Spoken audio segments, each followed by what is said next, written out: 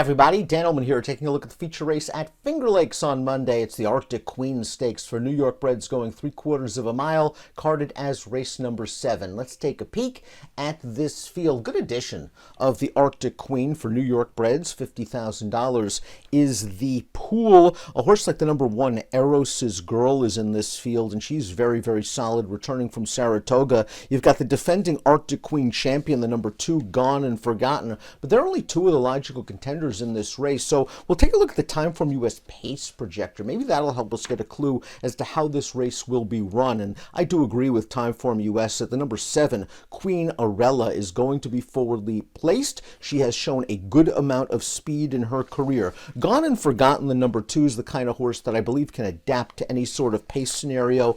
I think she will be close to the pace, but sitting just off it. It's interesting that some of the other speeds in this race, most notably the 5, Daredevil Bull, the 4, Freddie Mo Factor, even the 6, Curly Girl, these are horses that have shown speed in longer distance races and are now cutting back in distance. I do think there's a chance that the number 7, Queen Arella, might be able to break sharp, clear over to the inside, and make the lead without much fuss. Maybe that will help her last this 3/4 of a mile distance. We'll kick things off with the number 1, Eros's Girl, who's won 5 of 10 lifetime starts at Finger Lakes and is returning from a tough spot at Saratoga. Not only was she facing a very good group of New York bred second-level allowance horses, but she was trying to stretch her ability from 6 furlongs all the way out to a mile and an eighth, and I think that's just a little bit too far for her. She was wired that day by an odds-on favorite. She did some of the dirty work chasing that horse early before understandably tiring. I think she might be racing herself back into shape for the Arctic Queen.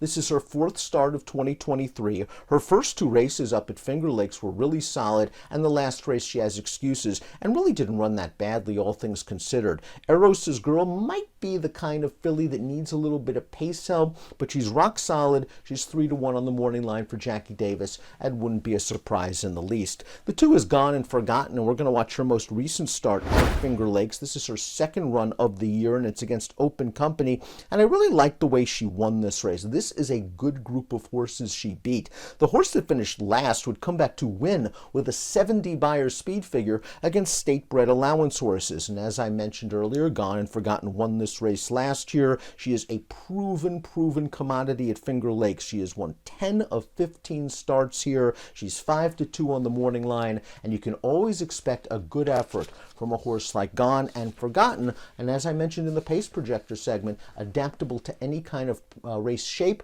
Maybe she can be a little bit closer if there isn't a ton of speed on. The number 3 is Sniff. Sniff last raced on June 26th, was listed as a vet scratch last month, and is now returning in this stakes effort. Now, she was second to Queen Arella last time out, a race where Queen Arella got the jump on her, as she's likely to do once again. But Sniff did run well to be second that day, and it was only her 2nd start of 2023. Another one that might be racing herself back into shape. It's her 3rd start of the form cycle. She's an 11-time winner. She has to prove herself against stakes company. She may need the right race setup, but I think she is getting better at this point of the season. She just needs to do a little bit better, stepping up in class, and she needs a bit of a Beyer boost. The 4 is Freddie Mo Factor, who might have found a home at Finger Lakes. She has been competing her entire career down on the NYRA circuit, racing on turf, racing on dirt, and doing okay.